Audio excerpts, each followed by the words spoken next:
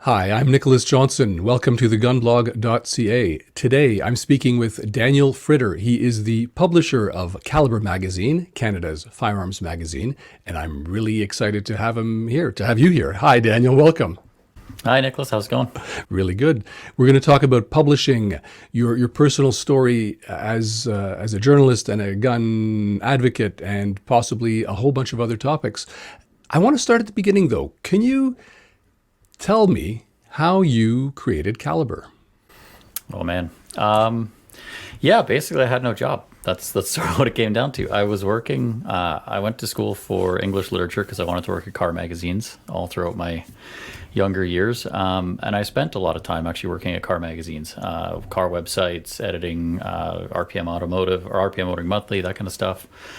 But of course, in 2008, when the recession hit, what we'll probably start calling the first recession soon, the bottom dropped out of the automotive market. And obviously, marketing budgets are what they call last hired, first fired. So all of us that made our living in the media side that were supported by advertising budgets primarily, and we can talk about the link between those two things later, I suspect we will, we all basically lost our jobs. So automotive journalism effectively died out for a few years. I managed to cling on for a few years after that, but unfortunately, I was working for a company called Le Guide Auto out of Montreal as their Anglophone editor, and things just got too tough to make ends meet financially, so I quit. Spent a few months bouncing around. I had been shooting a lot recreationally at the time, primarily trap, international trap and sporting clays at the Vancouver Gun Club, and I was really frustrated by the lack of media supporting Canadian gun owners. I would always buy. I'm a vociferous consumer of magazines, always have been and probably always will be, and Guns and Ammo and Shooting Times and Handloader, all those fantastic publications. But 80% of the content of a lot of these publications was dedicated towards either hunting with an AR-15 or concealed carry of handguns, which is not a thing that Canadians can do. So after looking around, I was actually frankly shocked that there wasn't a Canadian gun magazine. Now that I've been doing it for 10 years, I'm a little bit less surprised. But I just sort of thought I'd take a crack at it. And magazine publishing is both a very tough industry to get into, but it's one that is one of those few that as an individual guy with a little bit of savings, you can kind of crack into it and see if there's money to be made. So yeah, going on actually pretty much 10 years ago to the day, started working on the first issue of Calibre in September. Had it out for January. It came out just completely by fluke. The printing was finished about 3 days before SHOT Show, which I didn't know existed at the time. So I got tickets to SHOT Show, went down there and started handing out magazines, and now I'm here. So it's been quite a trip. Incredible. Well, happy 10th anniversary. Thank you. And did you start it alone? I know at one point there was a relationship with the CSSA, that's the Canadian Shooting Sports Association. Yeah, no, I started it alone. I did it for 2 years on as an independent publication, and it always remained independent. What happened was by going to SHOT Show and talking to folks there, and the NFA has a publication as well. This is predating the CCFR's existence. I got a call from the CSSA saying, hey, we'd be interested in buying copies of or subscriptions to your magazine for our members as a value added. So we ended up chatting, and I think it took a while. It was like an 8-month back and forth thing where what we did is basically provided them with significantly discounted subscriptions for all their members, because of course that gave us an increase in circulation. And key to the first discussion that we had with CSSA was that the magazine was always supposed to be separate. So like the CSSA logo on the cover was like super tiny and stuff, because they really wanted to make sure that like it wasn't a CSSA publication they were giving CSSA members, but it was a magazine that existed that you can get elsewhere that CSSA members got basically as part of their membership. So we did that for I think 7 years or so. It was a 7-year thing that ended last year, I believe, late last year. Why is that? We had a memorandum of understanding where basically we were giving them copies for a super low price, and unfortunately over the 7 years, we never increased the price to the CSSA, even though paper prices have increased quite a lot, as has printing and mailing. So we ended up chatting with CSSA, and they had told us that they wanted to talk about pricing and whatnot. And they ran a survey, which, to be honest, I wasn't super happy about a lot of the wording because it seemed quite, I don't know what else to say other than aggressive with regards to Calibre. And throughout all of this, I should add, like in the 7 years that we were partnered up with CSSA, their membership doubled. So it was a tremendously useful thing because I think what it provided them as an organization is a constant form of contact. And we can get into that after, but just to finish this part, long story short, they had a meeting where they decided to change the price or the format of how it was going to go, as well as the price, without ever discussing it with us, and that actually violated the original terms of our agreement. And because we weren't part of those discussions, what they decided didn't work for us at all as a business. We tried to work with them to sort something out, but unfortunately we just couldn't, so we ended up having to step away from it. Okay, well, I didn't know any of this, so thanks for telling me about this. And now I'm realizing I got to put a disclosure here. This is one side of the story, and Yes, we're obviously. not getting the other side. I'll invite CSSA to give their side if next time we speak. And I also, so thanks for telling me about that. How have you, over the past 10 years, and how have you noticed, or what have you noticed about the market? Yeah. It's shifted a lot. Well, it's interesting, isn't it? I think, because I think about this a lot, because a lot of the thinking that I do nowadays is I started out very into the individual products and the individual shooting competitions and that kind of stuff. And as the years have progressed, I've kind of gone to more of a meta-analysis of where the market's at, where the industry's at. And if I call it a market, it's because that's how I think about it from our corporate perspective, is the gun market in Canada. I think the market hasn't shifted a huge amount.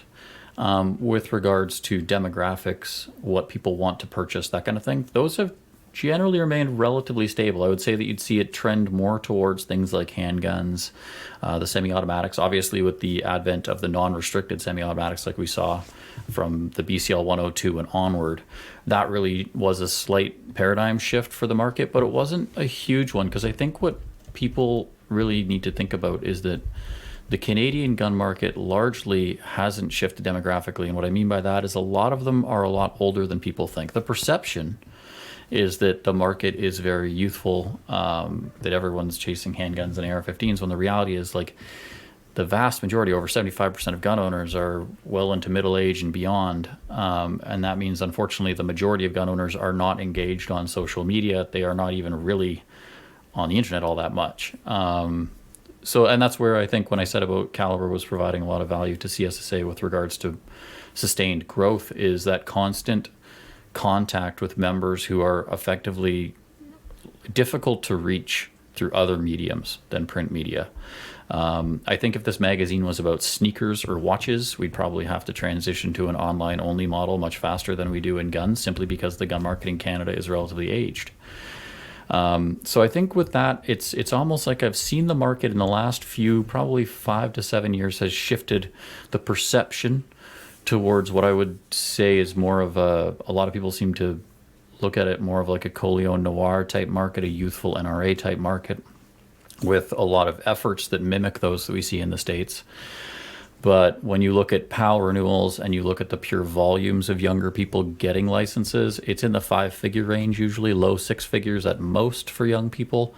And when you're talking about a market of 2.3 million, that's obviously not a critical mass of individuals. So the vast majority of our gun owners remain people that are best reached by gun shows, print media, mail campaigns, telephone campaigns, stuff like that.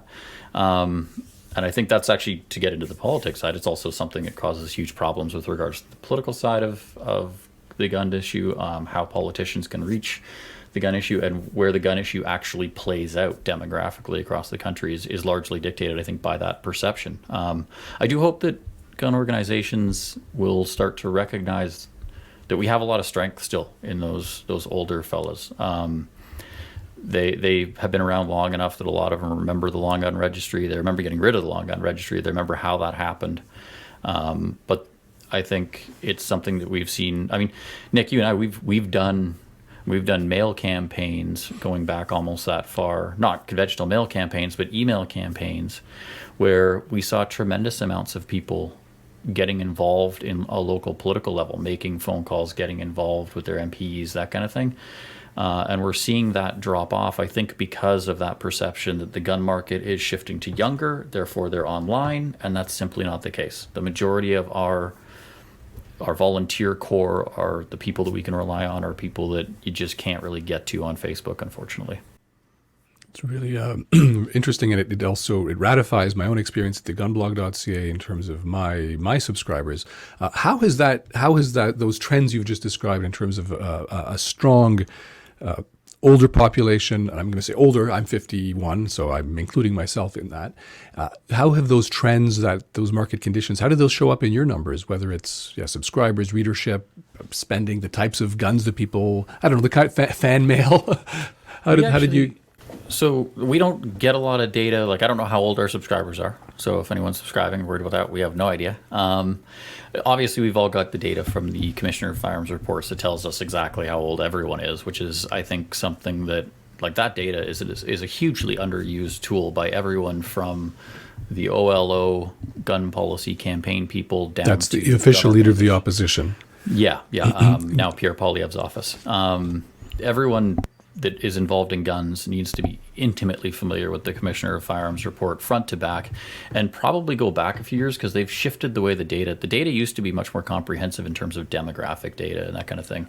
But you can project forward pretty easily, given we're not dealing with huge numbers of people here. That's the big data center that we use, because it's basically the government of Canada doing our marketing data research for us. But when I get correspondence, like when it comes to enthusiasm, we've shifted in the last couple of years. We've really shifted more towards covering a lot of historical stuff, covering a few more of the rimfire type things, because that's what we hear from people. Like, everyone loved reading about the BCL 102s and the non-restricted things, but we got way more feedback on things like, I mean, the most feedback we've ever received was about the story we did on how surplus guns get in this country. The second would probably be about the Cooey story that we did on the history of Herbert Cooey and the Cooey Gun Company. Third would probably be the one that we just ran on Small Arms Limited. So all historical stuff. When it comes to people saying, like, hey, you should write about these things, like, I got an email today from a lady saying, write about ICOR, the revolver competition. Obviously, that kind of bridges the gap. It's handgun competition, which most people would consider a younger man's game. But it's the revolver version, which is a bit of a niche thing. We get a lot of contact about precision rimfire stuff, not what you would think, but silhouette shooting. We do get the occasional one from the occasional skeet and trap shooter that says do more stuff about that, but a lot of that's written about in other areas, so I think they get satiated elsewhere. But we get a lot of stuff about what I think a lot of people would consider to be, let's just say, if you were to go to one of these events, you'd probably find the median age to be between 50 and 60. Interesting. Because I think I've spread that, you might say it's a falsehood, but that the growth is happening in terms of PALs and gun ownership. What was attracting people to the shooting sports in Canada was the AR-15s and the 3-gun and the handguns and the cool tactical stuff for the past, I don't know, 10, 20 years. Is that valid, or would you challenge that? No, I wouldn't challenge it. I'd say that the growth sector still was that. And I think a lot of the retailers would support that as well, that they were saying those guns, especially the non-restricted AR type stuff, were really seeing a lot of growth, because it was the first time a lot of Canadians could get into 3-gun on an even footing with what they were watching happen on YouTube and in the States and stuff. So I don't think that assertion is entirely incorrect. It's just one of those things where it's the fastest growing segment is the younger person segment. In fact, if you want to drill down to it, one of the fastest is younger women by percentage. But that's one of those statistical things where the percentage is huge, but the overall number is not that big. Tiny, yeah. Yeah. Whereas when you look at it, like I said, 75% of total PAL holders are over the age of 44, I believe. So it's a pretty significant chunk of us that are over 44, whereas the fastest growing segment, and that's where I think a lot of this policy that the Liberals have passed is a bit insidious, because it gives the feeling to me of being cut off at the knees a bit as a community. Because we've got all these old guys, and they're awesome. They have a ton of knowledge, and I always like chatting with them. And they get super invested, and they have got a lot of them. They're retired. They've got the time to go and door knock at an election campaign and stuff like that. But if you don't have young people coming in, man, it really it sucks the air out of the room a lot, especially with things like my recent experience being a gun club president for 4 years. Young people are the ones that you kind of need to have volunteer at range cleanups and be tidying up stuff and be running fundraising efforts because they've got the energy. A 55-year-old with kids, they don't have the time. I have a son now, as we'll talk about. Once you have kids, man, things get a lot more. You thought you were busy before. Exactly. If you thought you were tired before, man, just wait. So you kind of need those younger guys to push the ball forward. And if we can't get them because you can't own a handgun, you can't buy an AR-15, it does trend towards that. I would almost say conspiratorial belief of, well, they're trying to get rid of gun ownership in Canada. They kind of are, and they're sort of doing it effectively in this really backdoor method of just making it so unpleasant that no one wants to bother. Like, well, I can't own the guns I want, so I can't shoot the sports I want, so why bother paying $300 for the license? And I'm going to nitpick on one word. It's not only unpleasant, it's, remember, we're all this activity in Canada is under the criminal code. So it's not only unpleasant, yes, but you risk very severe penalties if you get anything wrong. Or exactly. So I do also want to just come back on to kind of on this section of the market. Did you see in your, so I know nothing about the publishing. I've always been online. I've never been in an ad driven or an ad supported enterprise. Do you see in your advertisers, like the types of guns? I feel maybe it's because of my own bias, but I feel like a lot of the ads in Calibre were for the black rifles and handguns. Not only, I remember, there's the Sauer. There was always a back page ad for Sauer, and that's the one that stands out. But Caltech. All the cool, fun black stuff. Is that because that's where your readers are, or? I'm assuming that the industry would know what's the growing market, what's not growing, and I wonder if the ads reflected that. I would say, to be honest, I'm not entirely certain. When you say the industry knows what's selling, I'm not entirely sure how true that statement is. Only because what's the industry, right? Is it? It's a huge nebulous term, and there certainly are retailers and distributors, especially the distributor level, where they're dealing with huge volumes and millions of dollars of product. They are definitely keeping track of trends, and they are noting what sells and what doesn't. But for a lot of the gun industry, the Canadian gun industry is largely a cottage industry. It's not massive conglomerates with marketing departments. First of all, like one of the big things that I had to wrap my head around when I started this was I was used to dealing with auto manufacturers like Volkswagen and Chevy that, their marketing departments numbered in the hundreds of people. They could maintain fleets of cars in like 7 different cities. Then I went to the gun industry where guys were like, so do you make my ad for me? Because they don't even have a Photoshop set up. Like it's that level of cottage industry. So for a lot of these guys, they're no different than your average small business where they are selling and whatnot, but taking the time to step back and watch the trends. They kind of get a feel for it in a lot of cases from the day-by-day business, but it's difficult for a lot of them to have the time between, especially these days, dealing with the legislative changes, your CFO inspections, staffing, which is a huge issue right now in the gun industry, same as it is everywhere else, inflation. To take a few hours to step back and look over 3 months worth of sales and start to identify trends is going to be really difficult for a lot of these guys. So what do you end up seeing with print advertising? There's obviously retailers that just pay their money to buy ads that go like, well, we're getting a shipment of gun X in and we want to sell them, so we're going to advertise that one. That's a huge motivator for the ads that are running Calibre. The second one is what's called co-op, where larger companies like Vortex or Zeiss or Ruger, you name it, will offer dealers and distributors part of the ad, like basically a subsidy. So they'll say, well, you buy an ad, we'll pay X percentage or X amount of it, or you get a credit for your order or something like that. To be honest, my knowledge of this is tangential, but that's how a lot of it happens. So a lot of it is sometimes it's driven by U.S. budgets, where the U.S. side will say, hey, we've got this product coming out. Well, we want to promote it. So how we're going to do that is we're going to put some co-op dollars behind it. So we'll tell retailers and distributors that if you advertise this product, you get co-op dollars for it. So that the retailers go, well, I can advertise my brand. They can put their logo across the bottom and say it's our store, and you can buy this thing here. That also drives some of what gets advertised as well, especially around, historically speaking, around hunting season and stuff like that. You'll see a lot of that because the marketing budgets from the brands up on high, manufacturers, will inflate and do more co-op advertising around there. But it's, some of it is, I would say, actually primarily a lot of the advertising just comes down to what's in stock, because in the Canadian gun market, that is kind of, and has historically been, the biggest dictator of what people are both selling and what they're trying to sell. You mentioned Keltec. Keltec's been a long time advertiser. We had Vault Distribution as an advertiser for a long time. I keep meaning to call Steve back and see if he wants to do some more advertising. We had Keltec from the U.S. they're one of the few U.S. manufacturers that actually supports us as well, which I appreciate tremendously, because it's a lot of U.S. brands just don't give a lot of thought to Canada, and Keltec does, from the design perspective all the way down to their marketing. So Good for them. Yeah, we'll applaud that.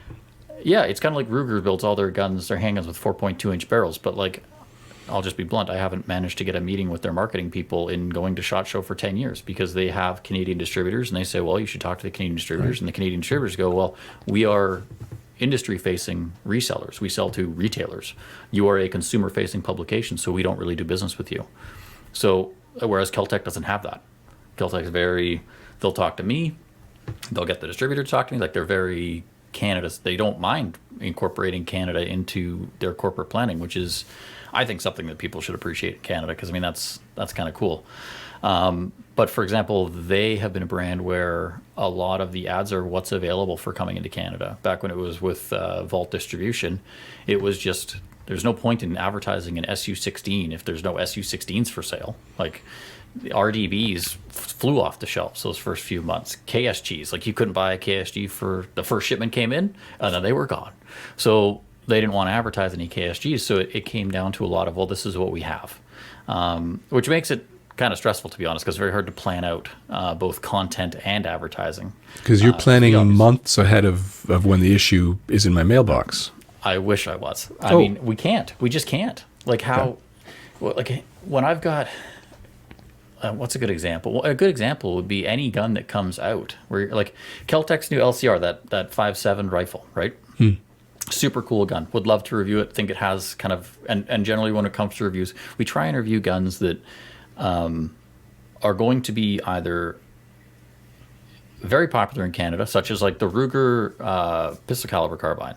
It is very popular in the States, but it has a bit of a different following in Canada because we don't have many semi-automatic non-restricted rifles, very few of them that are takedown, which I think for the Canadian market has an extra added benefit because there's so much outdoors use here. So we'll review stuff like that because we think we can add a Canadian component to it.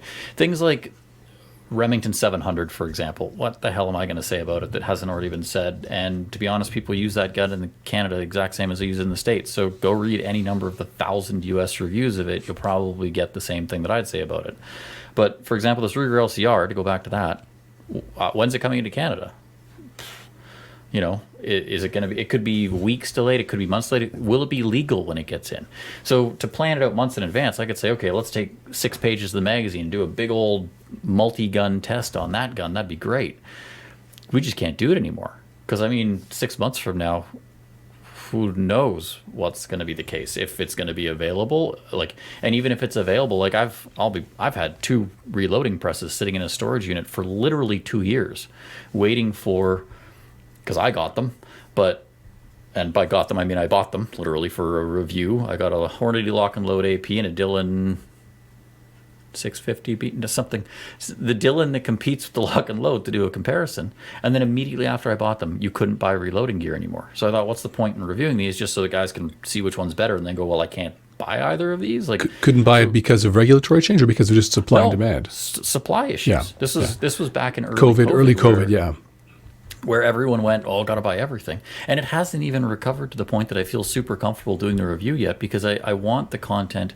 There's a saying in conventional news journalism called news you can use, which is to write about things that people can actually do something with. There's no point in me reviewing and comparing these 2 progressive presses only for guys to go, well, man, that seems like the right one for me, clickety-clack. Oh, I can't doesn't buy exist this in anywhere. Canada, yeah.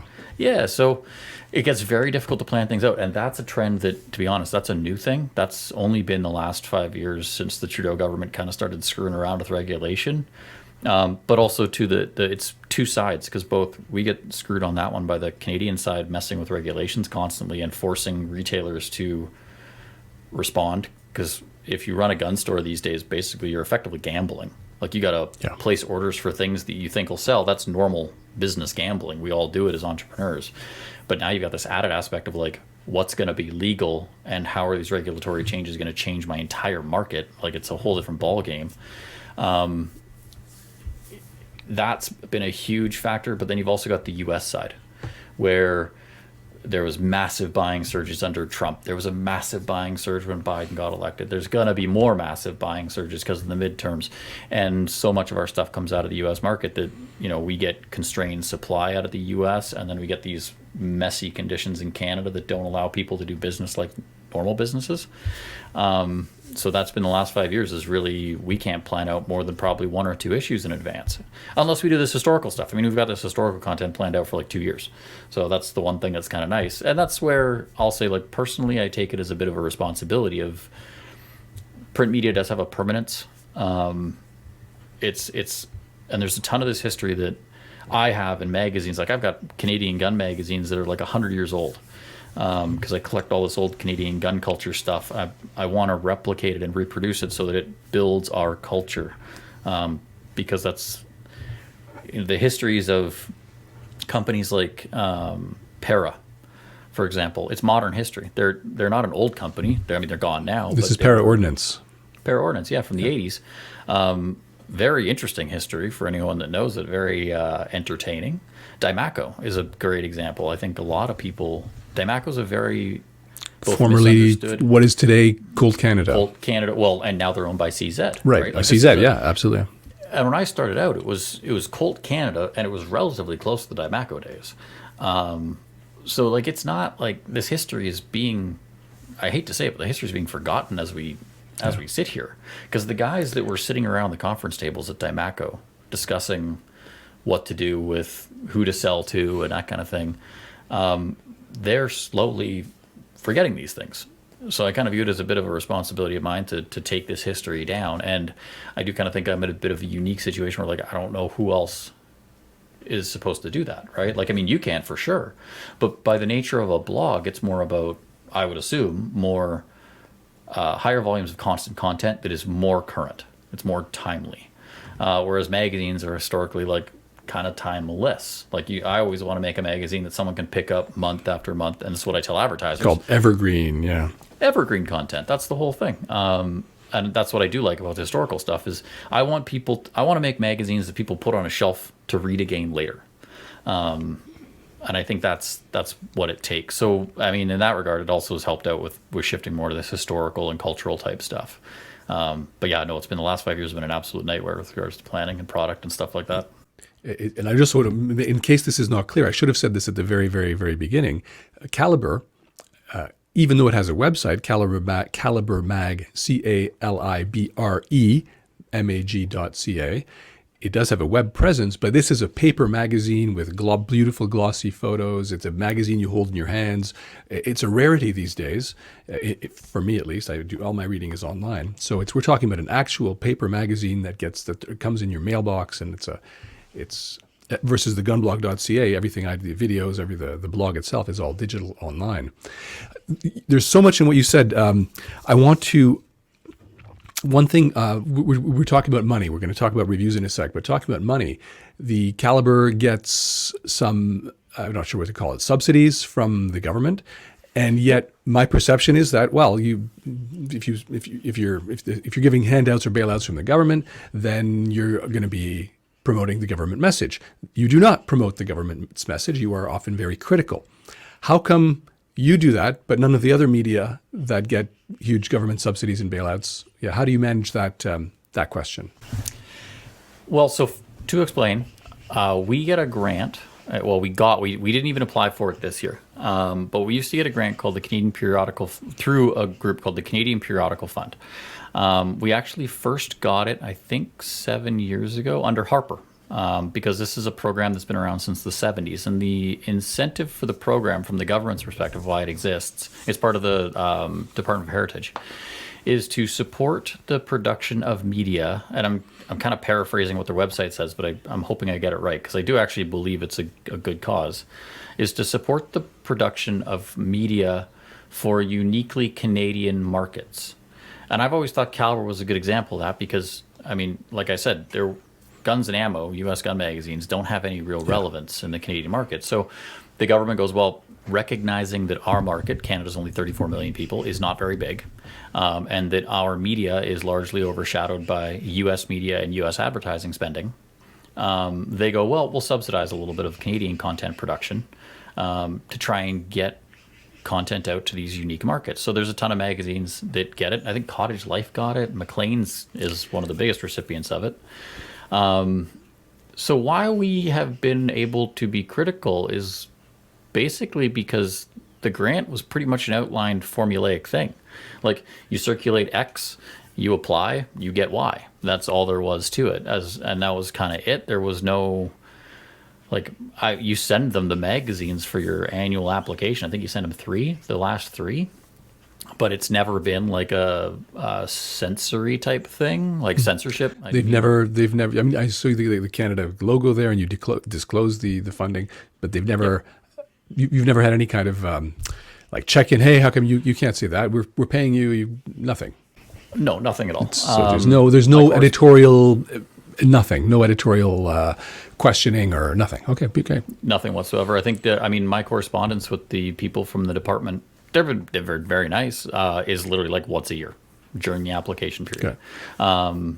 This year, we didn't apply for a couple of reasons, but also to just kind of the way the government's gone these last few years, it's just one of those things where, like, even though there's no censorship, there's no oversight, the program's gotten a bit weird the last few years. Like, for example, when we were under Harper, it was very consistent. And in the 2015 year, it was business as usual, just like every other bureaucracy in the Canadian government. It exists outside of politics.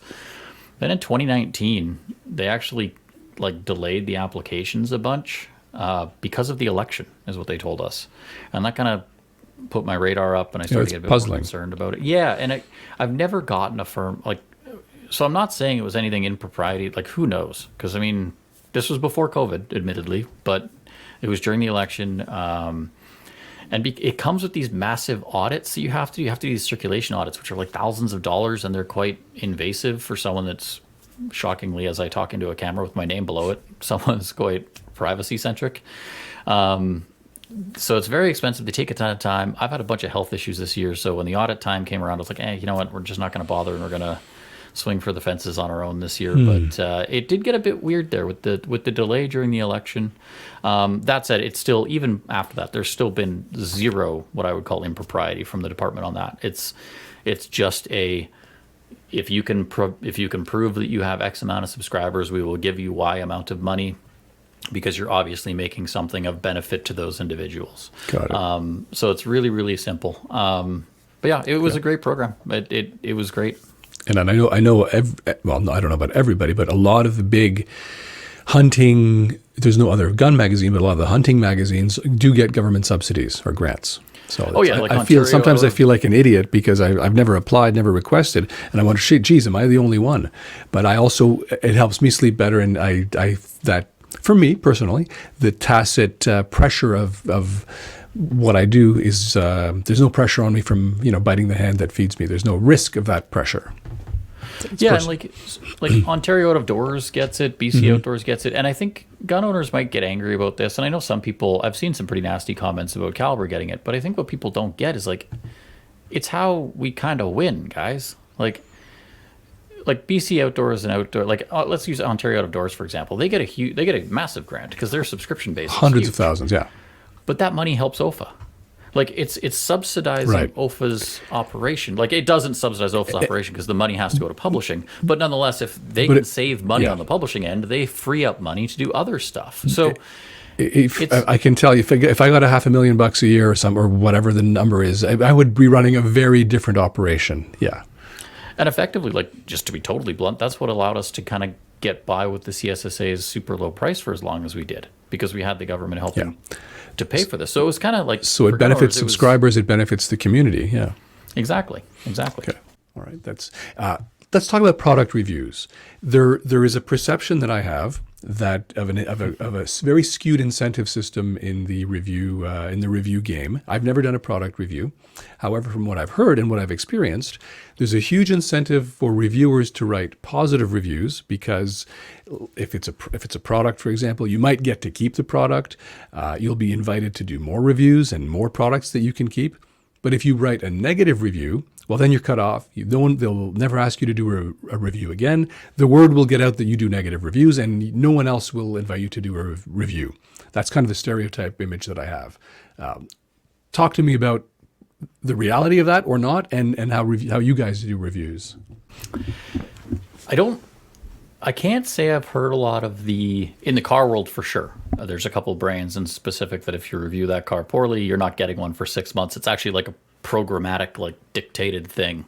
It's very strict. In the gun world, I've not experienced that. But again, Canada being a cottage industry, it's very small. Calibre being the only print media publication, we've got an audience of about 250,000 people. So it's a relatively large thing that most of the people that we talk to see the value in.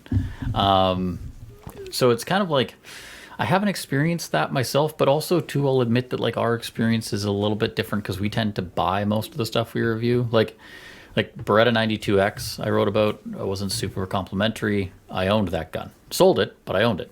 Right. I mean, the Laugo arms gun, I bought that. So that's how you protect yourself from the perception. Like Nut and Fancy's another one, big YouTube star. He constantly says he buys his own gear. That's how you protect yourself from. Yeah, I mean, it's also too. It's easier. Like a lot of the stuff that comes in for review, it's if you get it in for review on a trial period, it's in, and then you got to get it back out. And because we take a lot of time with our photography, like for example, for our photography, like we book like charter helicopter trips to go and try and get good photos and stuff. It's really hard to structure that around really rigid timelines on review stuff. So most of the people we work with, they just know that once they send it to us for review, I'll just respond with, what am I paying for this? And then I'll pay that. Because from a business perspective, to be totally blunt, how it works, if anyone's wondering, like I don't have a billion guns. I'll buy it, like the Laugo or the Beretta 92. You got a few behind you there. I'm just zooming out. all my old. I tend to keep older stuff. I like old guns with walnut and blued, nice polished bluing. But like for example, I couldn't afford to keep a Laugo arms.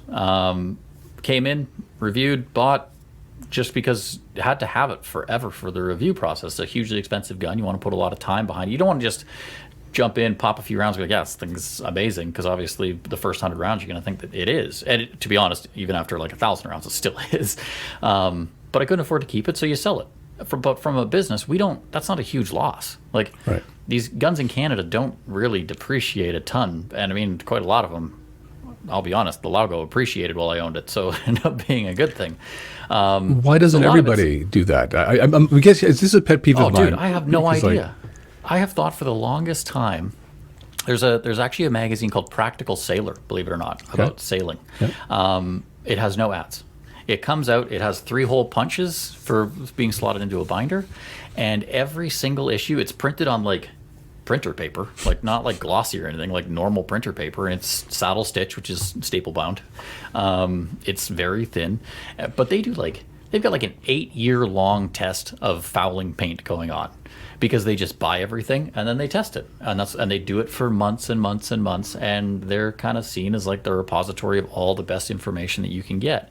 I have thought there's a massive, and I mean, who knows, maybe I'll do it eventually, but I have thought for a long time I'd love to transition Calibre, spin off something into the US market where it's just, we buy the guns. Because I mean, back when I was testing cars, I would have loved to have just been like, bought one, drove it for 6 months till here's the real, but no one can afford to do that. Guns are, you might lose, even in the US market, I can imagine maybe you lose $200 on the average handgun you buy.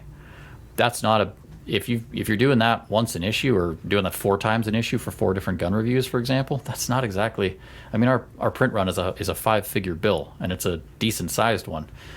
$800 worth of gun depreciation isn't a big deal. So for us, I don't do the Nut and Fancy thing. I don't always talk about we bought it, because I watch a lot of Nut and Fancy, and to be honest, it just feels a bit it feels like I'm kind of banging my own drum a bit too much to say that, but yeah. So we don't. It is a bit different though, because we don't really. A lot of these demo guns, they're one-way trips. I can't actually. The last one I sent back was probably, oh geez, and I'm even forgetting the name. The big bullpup 50 cal. Because there are Is some it the guns that Lynx, just- the GMX the Lynx? Yeah. the GM6 Lynx. A, it was already sold. I did inquire about that. B, if it hadn't been sold already, I would have. I don't know if I would have bought it. It was really, really expensive. That was a really expensive gun. That one would have been hard to justify. But again, do you lose money selling it? Probably not, because there's. I mean, nowadays, yeah, but you lose a ton when you sell it to the government. But no, you don't lose a lot. So a lot of these things we just bought, especially a lot of the. I mean, anything old, it's all been guns that we've bought. But yeah, so it's been, amazing. Yeah, more that way. So yeah, I kind of circumvent a lot of that. And that's as a reader. So what I just remember as a career journalist, what I've been doing for the past several years, I just remember reading a review, not in Calibre. There was another publication where it was a glowing review of this training course, and at the bottom it says, "Oh, they paid for me to attend." Like, come on. So I just found that if that had been disclosed at the beginning, I would have appreciated that more. But also what you're doing, I would love it personally. I'm not telling you what to do. This is just a personal thing. When reviewers do disclose, yes, the retailer, the manufacturer, whoever gave us a review copy, or we bought this with their own money. I appreciate that. Maybe I'm the only one, but I loved learning about how you do it, because it gives me confidence that you're not under pressure to write a positive review, and it helps me know, well, okay, you own this thing. It builds for me as a reader trust that in the honesty that you're actually giving me your honest opinion without that kind of implicit or perceived pressure. Yeah, I don't think I've ever experienced any kind of pressure, to be honest, from anyone to review a gun well. We have had situations where a gun comes up and it just breaks. And I'll say, like, do you want me to write about this? Because, like, it's a warranty issue. And they go, no, just send it back and we'll get you another copy. Because as a reader, as a reader who envisages guns for use in, where you absolutely need them, where they cannot fail, a gun that fails, I would find that a really interesting review. Like, what happened? Like, well, we've said that. Like, yeah. we had a shotgun that we came through. It was one of the Turkish guns. I think it was Benelli clone, where they came out with a second iteration. Like, there was a first model that had kind of a common fault, and they said, "Oh no, you've got the first one. Send it back. We'll get you the second one." And that was how the review began. Was Yeah. this is what happened. And then, of course, you say, well, if you're buying it today, it won't be a problem because the second iterations are the only ones on the market and that kind of thing. But yeah, we've been pretty transparent about all that stuff. And again, there's the added benefit of being the only gun magazine in town. Like, if there was another one, like, we saw it in the car world because there was options. Like, if someone says, hey, we don't really, like, there are a couple brands that I won't mention that, like, I won't ever review in the magazine. They just don't want anything to do with them because, I mean, frankly, a couple of them have stiffed us on advertising bills. I'm not going to talk about them, and I just won't review their product, and I kind of view that to be enough. So I think by the flip side of that is that most people go, like, we don't charge, like to be totally blunt, some places even just straight up charge for reviews.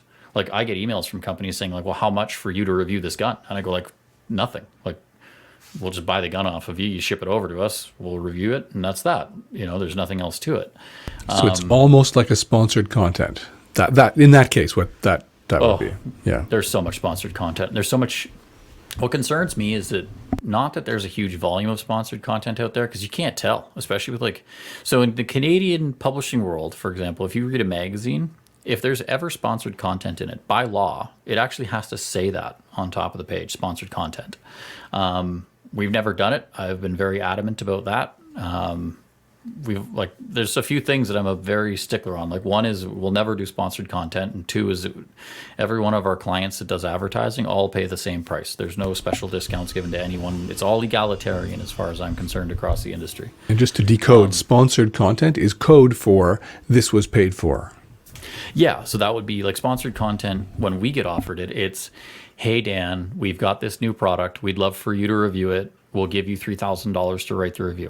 And effectively, it's an ad, right? And yeah. They're expecting, when I review it, there's no, I don't even know if I'd be so morally conflicted between telling the truth about the thing or, servicing the guy that pays you. So so we just don't do it. Because, I mean, for me, it's a death knell. You need trust. Well, it's also, and again, I love hearing this because this has been an issue.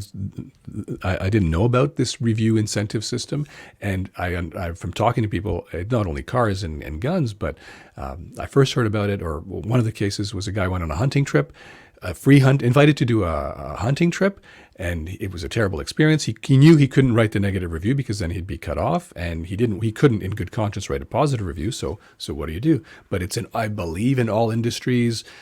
Electronics is a huge one as well, where I think there's this kind of all sorts of stuff. So hearing what you're saying, it just gives me so much more appreciation, trust in the trust and honesty of your processes. And I kind of wish I want to dedicate an issue to journalism ethics. Well, I think people also, like, for consumers, like if anyone listening to this is kind of trying to figure out to separate the wheat from the chaff, like I said, at the top of print, it has to say sponsored content. On ethical YouTube channels and social media channels, they'll say it's sponsored content. However, there's no real obligation to do so. I think in the terms of service you're supposed to, but who's going to catch you, right? Like it's very difficult. But yeah, because no one's ever going to know. No, and I guess, like, to get into the inside baseball of it, like, Calibre is a magazine company that does six figures and like a decent amount of money per year in revenue. We have a lot of guns already. You know, if we need to, we'll just buy them. Right. The incentive isn't there. Like, when someone goes like, hey, you know, because I've gotten a ton of emails from people being like, oh, you wrote a review of gun X and I saw the ad for it on page Y. And it's like, yeah, because it's new. Like, what do you expect? And the assumption was that it was part of the ad, right. or yeah. When it's like, for example, like, go back to the Keltec KSG. That gun was new. We wrote the review because it was new, and a ton of people wanted to know about it. And of course, because it's also new, that's what they advertised. There's no link between the two, though. Okay. Like, and I mean, we wrote in the review that the first one we got couldn't fire 2 rounds in a row because the chamber hadn't been polished properly. It would lock up when you pulled the trigger. We've been facing this stuff for a long time, but I wish people would kind of think the next step. Don't just see it and go like, oh, it must be paid for. Think like, why would it be? This is a business that I've spent 10 years building. It's worth way more than a gun, and it's built on trust. I think at this point, it comes down to people have to trust me and what we print, that it's true. And this is maybe a good time for me to do a mea culpa publicly, because I wrote an article in the early days of the Gun Blog about why Calibre comes with the cover. I'm going to use the word hidden. And I said, oh, we should be proud of our gun magazines. We shouldn't hide them like there's something bad. And then you wrote on Twitter, you dumbass, that's not why we do it. Hey, I wasn't that aggressive. No, but you kind of said, I think you said like, oh God, not this again. And again, I made a hasty judgment. But I violated the first rule of journalism, which when you're going to write a story about something, check with the person who's behind the story. Like I failed to call you. I should have called you. That should have been my first response and said, hey, I'm writing a story about this. Anyway, whatever. So thank you for correcting me. And thank you for speaking to me years later. But it's knowing that review system, and maybe you have mentioned this and I've just missed it, but I love it. But I can also think I think it was, years ago, 5-7 years ago, I think it was the JR9. I don't think you were the reviewer, but there was a paragraph in there about how, okay, whatever. I shouldn't say that because maybe it wasn't that rifle, but a rifle had an issue, a malfunction. And I wish actually the author had gone more into that. And I assumed, again, assumptions kill us. I assumed that the reason they didn't go into it was because of this unspoken incentive system in the review world. And that's why I'm so thrilled that you just did a deep dive and set me and everybody else who cares about this. Thank you for setting us straight. I will say it's been difficult though, because of course, like, I can't write the whole magazine, so I have to rely on other writers, and it's been tricky because you know, how to put this without sounding like a very arrogant asshole. This company is a whole company now, right? Larger revenues, all that kind of stuff goes along with it, so that the incentive to risk all of that trust for a free gun or a free hunting trip is just not there. But let's say you're a freelancer who gets a few $100 per review every month from any number of outlets. Let's say maybe you make a few grand a month, right? Well, If you only make $2,000, $3,000 a month writing about guns, a free hunting trip worth potentially, like some of these hunting trips are pretty big, like $8,000, $12,000 trips. That's a big input, right? So the incentive is there. And because so much with social media and the online content and so many of these smaller producers of content are so easily swayed by these sorts of inputs, it's very difficult to find writers that can kind of wrap their head around the notion of like, hey, if you want to write reviews for Calibre, you totally can. But like, we don't want you getting free shit. Right. It's just not on, It's been very, very difficult. And I would say also, I once, I want to support that message, absolutely. And also just to share a personal experience, several years ago, someone submitted a product review to TheGunBlog.ca, and it was a very interesting review about one of those shot training apps for your smartphone. Good, very interesting. And then after the third or fourth conversation back and forth, I learned that it was a freebie. And he didn't get paid for the review, but he got to keep the product, and that eliminated my trust in that person. So here, note to or free tip, free request, or to reviewers, just put at the top how you got the product or how you participated in the course or the workshop or the trip or whatever the event was. If you went to another country to visit a factory, just say who paid for it. Maybe they'll be published, maybe it won't, but at least vis-a-vis the editor, vis-a-vis the publication, it will preserve your trust. I want to talk about, you're a new father. Someone asked me at TACOM actually a couple of weeks ago. I'm very sorry that you didn't make it there, but I wish you'd been there because we missed you. Someone asked me about raising, if I had given thought to, it was Corey Levitt had asked me, have I given thought to raising my child in firearms and how I'm going to introduce him to guns? He's still a little baby, but I hadn't. I'm wondering if you have. I mean, obviously with safety, yes. Gun room is locked up all the time, which is really easy to do. Especially with today's, like, this is one thing where I think today's technology is so beneficial because you get things like smart locks that automatically lock when you leave the room, but you can unlock with your phone, so you never have to worry about locking the keys in it and stuff like that. Dead easy to make sure that your stuff is always secure. And of course, everyone should do that. Kids or no, your stuff should always be secure when it's in your house or anywhere, really. There's no reason for guns to be unsecure. But yeah, give it a thought. My son's first gun's already sitting on the gun rack. In fact, it's on the cover of the last issue, that BSA 22. I bought that with the express purpose of doing a restoration on it and giving it to my son when he's old enough to shoot it. It weighs like 9 pounds. It's a single shot 22. It's kind of a marksman's rifle. It's sort of, I think it's about perfect. So I've given it that much thought. He's 2 now, so we've got some time to go. I've got a lot of time to learn how to blue a gun and do all that kind of thing. But yeah, I think it's interesting. It's interesting because obviously it's hard not to get introspective both about your past and the future when you've got kids. And with guns, it's hard to say. My background with firearms is not, I wasn't raised with guns. I was raised in a household that was quite anti-gun and remains so to this day.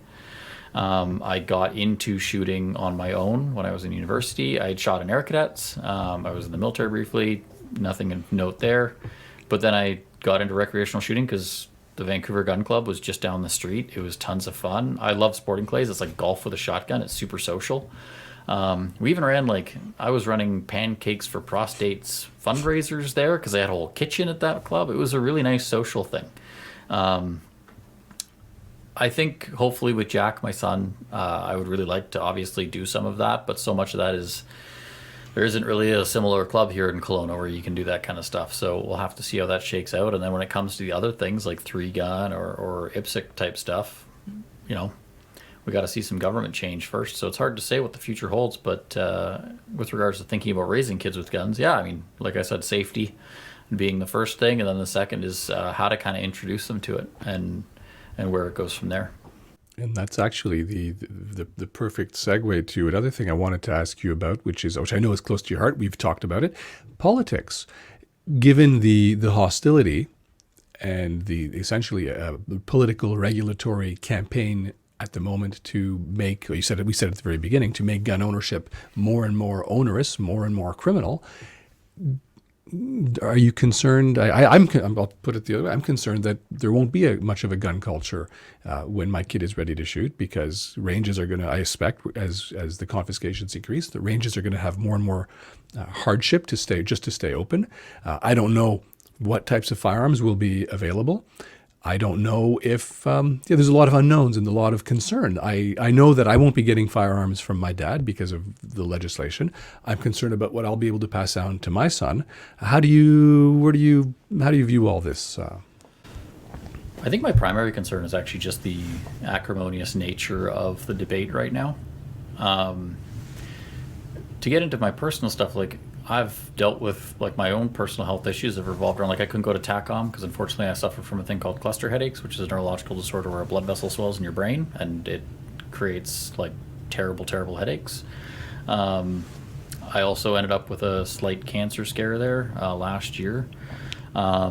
And I've also basically been dealing with a whole bunch of anxiety because of working in the gun industry for the past 10 years. I know a ton of guys in the industry that won't admit it, but we talk privately about it, that a lot of us are suffering from what I would say is like straight up clinical anxiety, because this stuff is stressful. You know, if it's one of your major hobbies, and in my case, a livelihood, oh man, like I'm not sure. And what I get at there is that I would love to take Jack out and do sporting clays when he is 16 and have lots of fun and introduce him to those sorts of outdoor pursuits.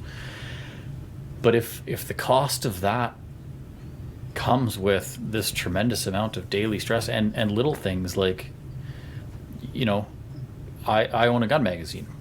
I'm almost scared to tell people what I do for a living when I go to a party. You almost have to take the temperature of the room when someone's like, hey, what do you do?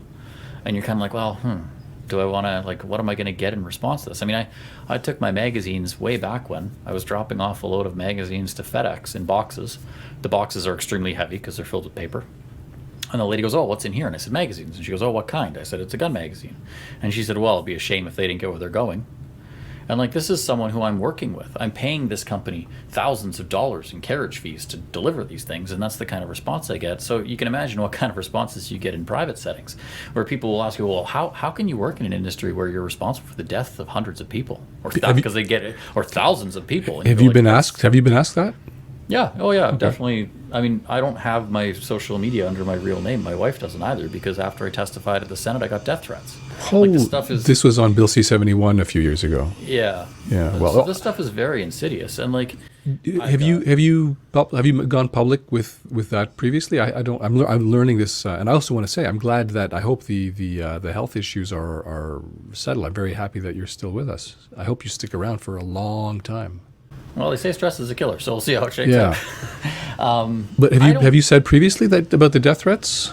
I have mentioned it, but it's never been something that I make a big deal of, because I'm not. But it is a big deal.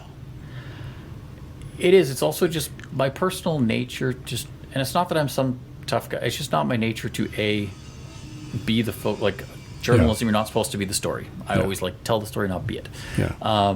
B. It's an extreme circumstance. I don't think many gun owners get death threats. It's just that I chose to kind of be a bit more of an advocate role. So these are sort of things. I don't want to say I signed up for it, but in some ways I kind of knew what I was getting into. This was, I mean, it wasn't this acrimonious. That's like, you shouldn't have worn a short dress. That's that's true. Mostly I just hate the victim mentality. I don't even consider myself, even though I get these death threats and I'll take the steps I need for security, I don't view myself as a victim, because it's just not, it's not who I am. I'm just getting angry here because I wish people, I've never had anything like that in the context of the gun stuff. I've had the pushback in relationships that were stressed out, that got stressed. But I think a lot of people don't realize that if you are in the industry, or I consider you an advocate, a publisher, a promoter of responsible gun ownership, people take it seriously enough. And I don't know, that to threaten your life. And whether it was legitimate or not, I don't know. But that's serious. Like, especially if you've got a family, like people take this very seriously. I think there's a worse, like the death threats, most of them are just, I've gotten a few, to be honest, over the years. I've written a lot of articles, right? I mean, there's a lot of content out there that gets shared around, and a lot of people take umbrage with that. But the biggest negative aspect, as far as I'm concerned, besides the constant stress of like, what are they going to do to us next? Right. The helplessness is huge. The fact that the government doesn't seem to have any interest in listening to rationality. When you've got allies like the police chiefs saying, yeah, these guys are kind of right, you guys are doing the wrong stuff, and no one cares, that does something to you. I've been doing this for years, and like, I don't know how else to say it other than like a lot of people will check in and check out of the gun debate as they want to or need to. I do this every freaking day. Every day I have to watch. I get all of the news alerts just like you do of there's this many shootings in Toronto, there's this many in Kitchener, there's this many in Vancouver, I don't there's get this many in that. Surrey.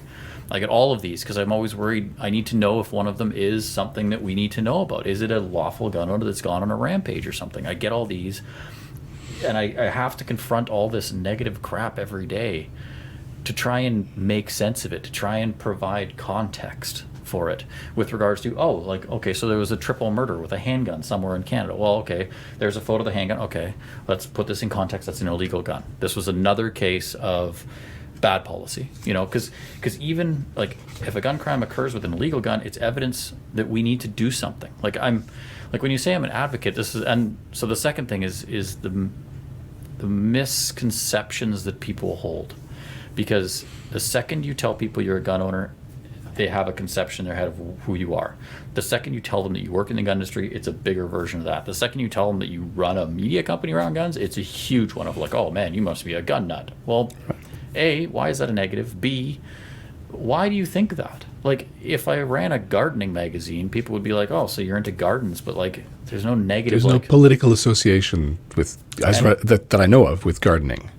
And truly, like, I still to this day, I like shooting in guns. My primary enthusiasm is still cars and motorcycles. It always will be. And what I'm really passionate about when it comes to the political side of things and what pisses me off, and I think why I have so much stress about it, is that like, I am truly just a safety advocate. Like, I like guns, sure. I think we have a pretty robust system. I think we had a pretty robust system for gun control. I think there are some issues around the license, specifically with the terminology of licensing and how they're awarded and the renewal rates and all these other things and training and stuff like that. But I generally think, I think there is, and I've told this to numerous people, I think there's the right amount of gun control, is how I sum it up. I'm not anti-gun control. I'm not pro-gun control. I think there's a right amount where we spend as taxpayers the right amount of money for maximal safety benefit, and that's where it stops, because every dollar after that is diminishing returns that should be better spent on addiction counseling, criminal rehabilitation, stuff like that. Way better methods of reducing recidivism than this. But people don't ever come at me with that perspective, and that's, I think, one of the things that's been the most wounding to me in the past 10 years is, at this point, I've spent 10 years studying this, like, every day. Yeah. And every time I talk about anything to do with gun policy, people, you're a shill. You're biased. And Really? It's like, no, I'm just knowledgeable. Like, it's fucking like, it's like saying, hey, let's get our medical advice from no one that's ever done medicine. Right. Because they're biased. They're pro-medicine. Like, it doesn't, like, it's very frustrating, and it's tough, because I'm not, like, I'm obviously a safety guy. I've got kids. Like, it's, you want to live in a more safe environment. And I mean, I don't think anyone in Canada feels like they are. I would also say that for me, gun ownership is a safety thing. That there are reasons, whether it's national security, personal defense, home defense, that where responsible firearm ownership is a contributor to safety. And the way the debate is framed, gun laws that I see, I'm not sure I'm anti-regulation, but I'm certainly anti-wasteful, complex BS regulation that suppresses people who want to enjoy their firearms responsibly. Responsible people doing things responsibly, I think. But I think that we can have a really interesting discussion. What you're talking about, you're not saying I don't want to talk about it. I'm right. No one, everybody else can go, screw yourselves. What you're saying is, when you mention this, people have this incredible, like, a visceral response of hostility, of suspicion, they've judged you, they put you in a box. The minute you mention the word, I do something in relationship to guns, and I'm a publisher, and I'm in the industry. Like, that's really what I find disappointing, and I consider myself lucky, because I have had a little bit of that, but not too much. And it's new. Like, that's the other thing that I hope that I guess a lot of people wouldn't know, but it's new. This is not Like a You lot of like people that, past few years, past. 5 to 7 years, I'd say. Oh, Kind of honestly. interestingly, that's about when the Like, Liberals took office. I think it's more than that though. Like it's the There's a Liberals culture. took office. It's a multitude of things. It's a confluence of factors. It's the fact that our media is so heavily swayed by U.S. events, and U.S. events do have a lot of really negative headlines for gun ownership that show the downside of guns and culture. And that those headlines play out, like those massive events, like we're just straight up talking about mass shootings. Those get massive amounts of headlines up in Canada, and I think as gun owners also too, everyone should put the effort into understanding the knee-jerk reaction of, oh, a bunch of kids got killed with a gun, well, guns are bad. Like that is a short, it's not correct logically, because there's a person that made the gun do it. And I think we have to look at like the things that always concern me more about that as a bit of a segue is that like, yeah, there have been a lot of mass shootings. They've also always been carried out by young men. And you can say, well, do we have a gun problem or do we have a young man problem? Because I mean, Like and why? the gun Yeah. problem, Yeah. I think it's a red herring, to be honest. But it's also, I think it's, if gun owners can't put their head in that space and go like, no, I can understand why people would go to that straight knee jerk, guns are the problem, then you're not putting the effort in, because it's a very easy misconception to make. I think that's one issue. I think the rhetoric that this government, especially in the last 5 years, I'd say 3 to 5 years, really cranking up the rhetoric around assault weapons and getting them off the streets, that's done a huge disservice to it and has really bifurcated our culture, because guns were not something that a lot of people cared about in urban settings because No we one didn't really have cared, a lot of yeah. gun crime. The rising rates of gun crime, which I hear is attributable mostly to changing criminal cultures. There are new gangs being formed in Canada by people that come from backgrounds where firearms are part of criminal enterprise more so. Because in the past, if you had talked to gang members 20, 30 years ago, they would have had different attitudes around having possession of a firearm than gang members today. Why is this even relevant to the pro gun or the gun? Like I feel that this is, when we talk about this stuff, we do ourselves a disservice because our opponents want to drag us into a debate about crime and violence. And I think when we give into that, we're actually shooting ourselves in the foot. I agree to a degree, because I think that, and I've said this in radio interviews, we're like, oh, well, how does this massive shooting influence you? Not, it doesn't. Like, kind of like if someone crashes a Honda Civic into 6 people, if I own a Honda Civic. Right. Well, the Yonge Street in Toronto van attack, there was no discussion about let's ban Chevy Express vans. I own a van. Oh, you dangerous. You can't believe it. Yeah. I mean, obviously the cars are the most dangerous, most readily available weapon that is in every garage, right? Every driveway. Yep. The car. If you want to take out a lot of people, drive a car. It's so much easier. The charges are so much less.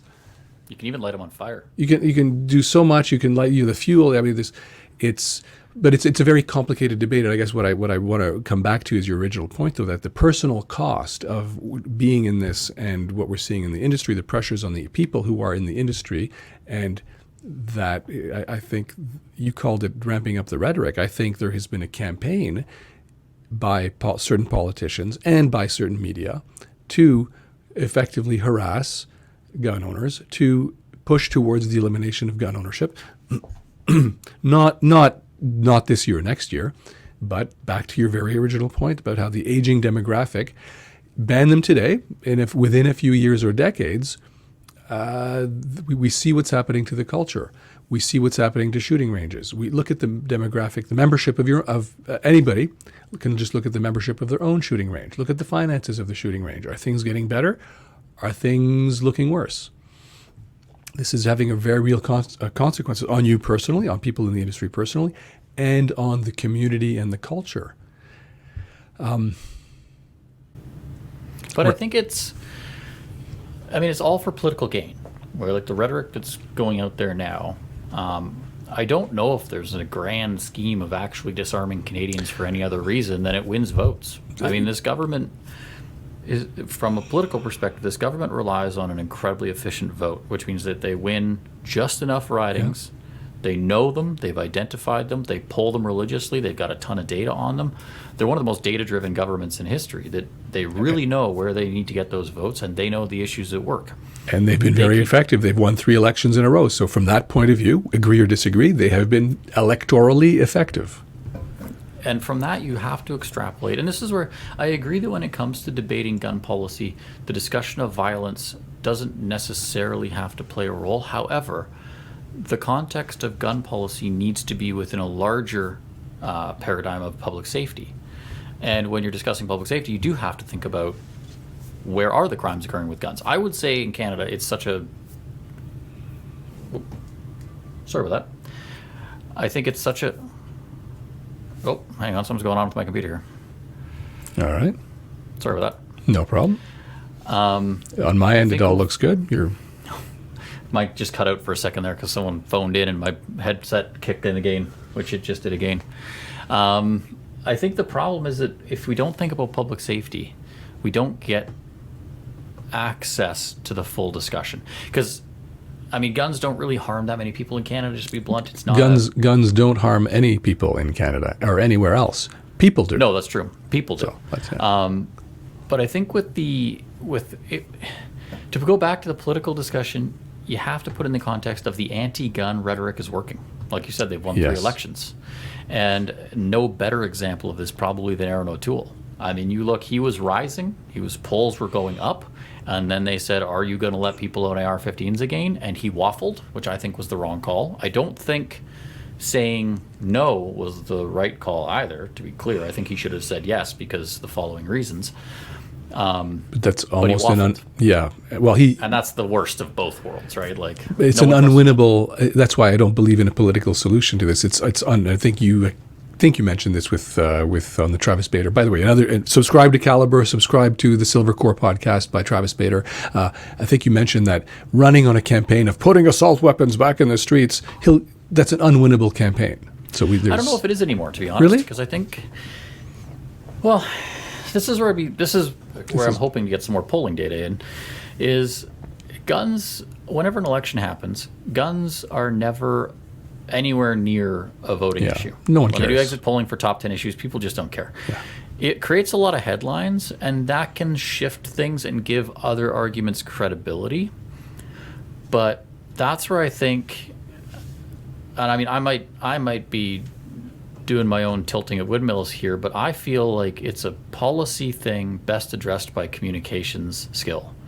And I think that's what Aaron O'Toole was lacking. To get into the vagaries of it, I think he needed to have someone, no idea who that could possibly be, standing behind him to say, look, when they ask you this question about AR-15s, you say yes, because banning them is going to divert X amount of money from other resources that would be better used to interdict drug supplies, counteract addictions, et cetera, et cetera. Because when Justin Trudeau stands in front of a microphone and says, we got to ban handguns because people shouldn't be worried about getting shot in the grocery store, Canadians go, I'm not worried about getting shot in the grocery store, on average. That's the generic thought.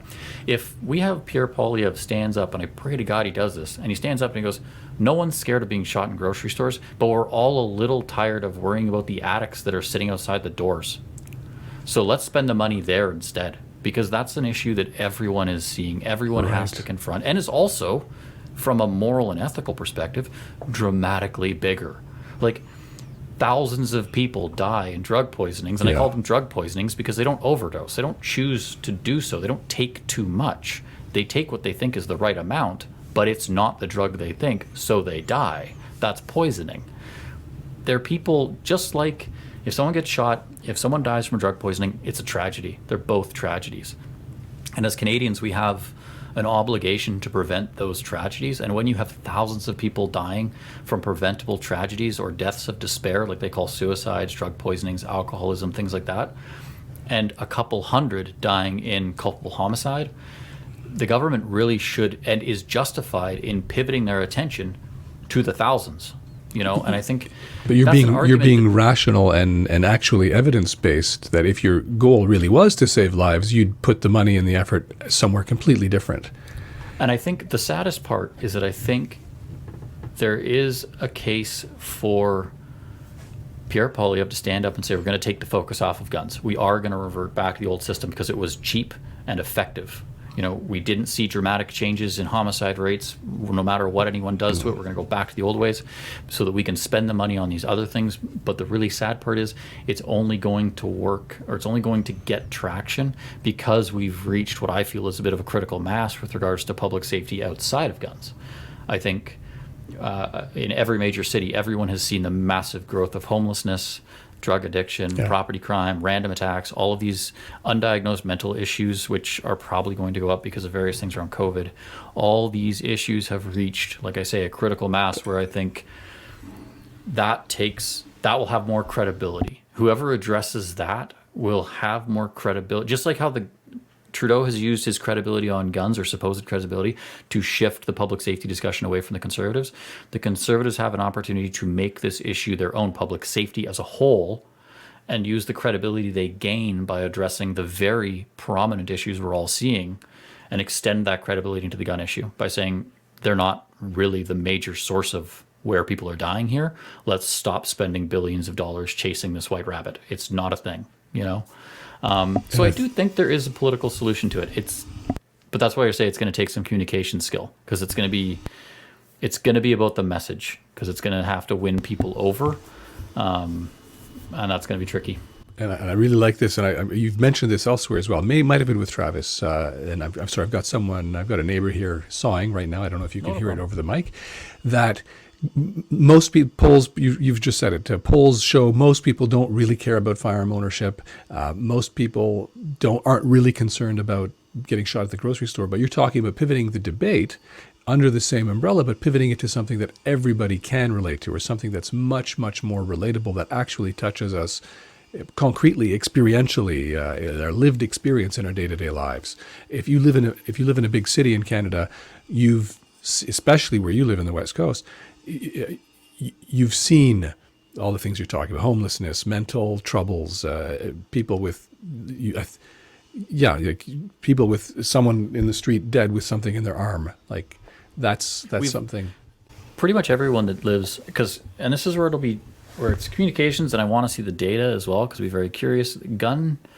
Anti-gun policies like Trudeau's generally work well in urban environments. Right. Downtown Toronto, 416, Vancouver, that kind of thing. Those are also the environments where pretty much everyone that casts a ballot will have probably seen someone on the street, and they've thought in their head, is that person alive? Dear God, I hope they're alive.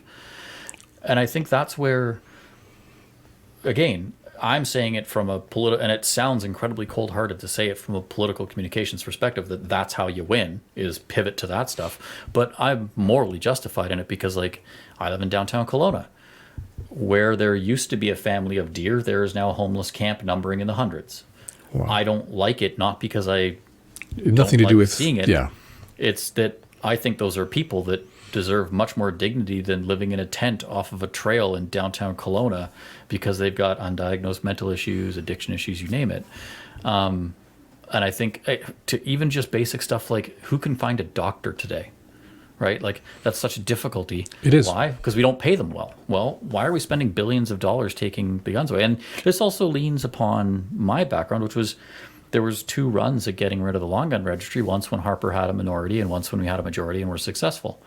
In both attempts of those, though, the key thing was the funding. It was a responsible government, because it was, I hate to say responsible and conservatives, because all politicians are politicians, so they're only as responsible as you force them to be. But the argument that carried water with the average voter was, this is a waste of money. This is billions of dollars. We're not getting a net benefit for safety. Let's spend the money on other stuff. And I think these gun bans, the buyback, my concern is that Trudeau's going to pivot the buyback into a non-buyback, just a force to give them buyback. Back. You mean the confiscation? Yeah, the confiscation. I Not think a buyback. It's a confiscation. My worry is that they'll just get rid of the compensation period. Right. And then you can't say it's expensive, right? We lose that credibility. Well, yeah, that's a very interesting. That's a very interesting thing.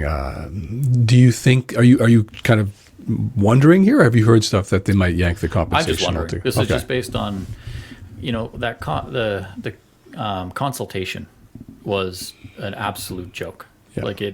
That survey was it was the most lip servicey thing I've ever seen from a federal government. The most obviously lip service thing of like, oh yeah, we did a consultation. Never mind the fact that it was a complete fucking joke. Yeah. Not you're using the singular. All of them, all the ones that I've been part of, the Bill C-71 one, the hand banning or confiscating AR-15s, handguns, whatever. They've all been comical. So I hope there's not too much attention put to them. My concern, though, is that so the prices on the compensation model were laughable. I can't see how the government would expect. So, like things like we'll give. I think it was $2,800 for 50 cal was the number, and you can look at that and go, well, they just hate us, which I don't think is. Again, I don't think they that do. whole victim mentality is very insidious. I think you got to think about they don't care about us. They just want to win votes. So you go like, okay, well, if they're going to pay $2,800 for the 50 cals, one thing you can't really avoid from that, one of the irrevocable logic points, is that they probably don't expect to get too many back, right? They're not really trying to get these guns back if they're only going to pay you, And just put some context, $2,800 is like roughly a lot less. Like the numbers I've seen for 50 cals is like double that, triple that. Plus, I think they started at about 5. Yeah, quite a lot of them ran up into the 7. That GM6 Lynx I talked about was $15,000. Yeah, so when you're offering $2,800, it's the government knows they're non-restricted. So this is the clarity for everyone that doesn't know any of this stuff. They're saying we'll pay you $2,800 for non-restricted guns, i.e. the government doesn't know who has them. So there's no ability for them to go, like AR-15s that are registered, they can go, Dan, you've got them. We're going to come and take them. Or you're going to jail. There's no real third option, unfortunately, in that. With the non-restricted stuff, they have no idea who has it. So if they don't offer enough money to justify someone getting rid of it, well, people are probably just going to keep them and hope that the government changes down the road, right? That would be the smart thing to do. That, right? You can extrapolate from that then that the Liberal government doesn't actually care to seize these guns or to pay to seize these guns. So if they don't care to pay to seize them, they're not going to use that inducement to actually get them. Then you start to go, well, this is all political. And if they don't really care to get them, why don't they just say, well, we'll just ban them, period. And if you're caught with one, you're going to jail. Because now it doesn't cost them anything. It takes that, well, why are we wasting billions of dollars on a buyback argument away from the Conservatives? Or it cuts the budget because they still have to come to your house and pick it up and all that thing, right? But, and this is where I get worried, is throughout the entire compensation model, if you look at every single step along the way, it's kind of built around grossly under-reporting how many are out there. Yes. With likely the motivation of being able to over-report compliance rates because of it. Absolutely. When they say, I can't remember how many, they said there was like 100,000 M14s out there. That's comically low. So if they, and then they, of course, with the M14s, they're actually paying more than you paid for an Norinco. So they'll get a bunch back and they say the compensation's great. It honestly does start to look like the entire model is built around getting back, under-reporting certain guns, paying enough to get them back so that they can reach a threshold compliance level, and then they'll just say they're all illegal. So they'll never have to pay out the billions of dollars, but they'll get the headlines they want. So the smart thing, based on that, the smart thing for any gun owner who would conclude is shut up and keep your guns and just wait and pray for government to change and just essentially go underground. And I don't like living in a country where, like, we have some examples in the 20th century where people did that, and where they essentially went under. There was World War II, right after World War II in the USSR. A lot of Western Europeans went underground because they said, "Don't tell the government what you own," and then we're back into the public safety risk. Then you actually start to have. There gets to be a different type of risk. So it's messy. I think what I'm taking away here from what you're saying is. There's a crazy political motivation that is dishonest, and then it's very messy and complicated and has a lot of unintended outcomes. I mean, one of those unintended outcomes is, I agree with you. I mean, you can't even get the police to come to a 911 call in most of these towns because they're understaffed. So the notion that they're going to have the manpower to come and, like, even just the AR-15s. Yeah. There isn't the overtime in any RCMP detachment budget or any police department budget. To go door to door and just collect the ARs, just those guns alone. Right. So if it forces everyone underground, then I'll start, it's a very uncomfortable subject because I'm a pretty pro safety guy, but it's also just a reality. Let's say you've got an M14, right? Guns are worth way more on the black market. An $800 Glock will go for $2,000 to $3,000 on the street as a black gun, right? Or illegal gun. If you got an M14 and you're at your barbecue and your really shitty cousin who's gone to jail a couple of times, like, hey, do you still have that M14? I got a guy that'll pay $8,000 for it. And you go, or 20. Like there's going to be a number where it becomes irresistible. And you go, well, the government won't let me use it. It's been sitting in a safe for years. I need to get rid of it anyways. Give me 10 minutes with an angle grinder. And I'm an older guy. I'm on a fixed income. I'm inflation's at 8%. I'm struggling to get by. That 20 or those thousands of dollars could come in really, really handy. Yeah. And I don't think, I mean, hell, put in perspective of let's just say a remote gun store in a rural area, and the local Hells Angels chapter comes through and goes like, hey, that M14 on the back you can't sell. How much? Well, again, the government isn't helping me make money. My lease is going up. The taxes are going up. Inflation's taking my money away. Like there's all sorts of scenarios where this is just bad. It's the exact same as marijuana legalization. They said we got to get it out of the black market so that we can control it and take the power away from the black market powers that are controlling it right now. Well, they're just doing the opposite to guns now. And it's asinine. I want to ask you that we kind of go deep down the political rabbit hole. What do you say to people? You've been at this a lot longer than I have. What do you say to people who say, I don't want to talk about politics. I just want to shoot my guns or collect my guns or rebuild my guns. I don't care about politics. Leave politics out of the gun conversation. I would say the politicians are talking about you. So why would you want to have them be in a one-sided discussion? Like, they're literally talking about you and about your possessions. Mm-hmm. If you're not willing to advocate for yourself in that scenario where you could literally watch people talk about you. You can go to Parleview, you can watch the House of Commons discuss the stuff, and they're talking about you and the stuff you own. And talking about you as a murderer and a terrorist and a violent, bad person. And even just if you get away from all of because again, I'm not a big fan of the victimization stuff. Mm-hmm. Even if you just say they're just trying to use your hobby to win votes at your detriment, at the mm-hmm. detriment of your gun club, the detriment of the stores that you shop at. That's where I would say some people you just can't reach. Some people just they put their head in the ground and they don't care. And the best thing to do is move on. Same with the anti-gun discussion. I get so tired of the boosting that goes on Twitter and social media where people jump all over anti-gun discussions to be like, no, you're wrong, no, you're wrong, no, you're wrong, because all you're doing is boosting. Leave them alone. Like, leave them alone. You're not going to change Polly's mind. The worst thing So Dan, we can. Let's just. I'm just going to go in the mirror because speaking with you, like I agree with that. Oh yeah, I agree with that. I agree with that. Leave them alone. Drain their oxygen. Yeah, it's comical when you look on Twitter, especially, and you look at Polly Souvian or any one of those rabid anti-gun groups or individuals. Most of their traction, most of the tweets, is us. And it's just giving them a broader audience. And it feels great to go and be like, no, you're totally wrong, because people on the internet love nothing more than proving other people wrong. I was one of those people. Is. It's everyone gives into the temptation once in a while, but it's really important to just suck the air out of them. Go, no, like you can tweet to whatever you want, but Twitter is not where policy decisions made. It's not where it's formed. There are some slight responses to it, like if you ever tip like a document like a minister's briefing, they will pull Twitter and social media posts if there's a ton of them. They'll say like, oh look, we got a really strong response to this one thing, but it doesn't ever change anything. It's not like they ever go, oh geez, guy X123 Montreal dude at twitter.com said this is bad, we should change our mind. It doesn't happen. So save your time, email your MP instead, because that is a much more direct outcome.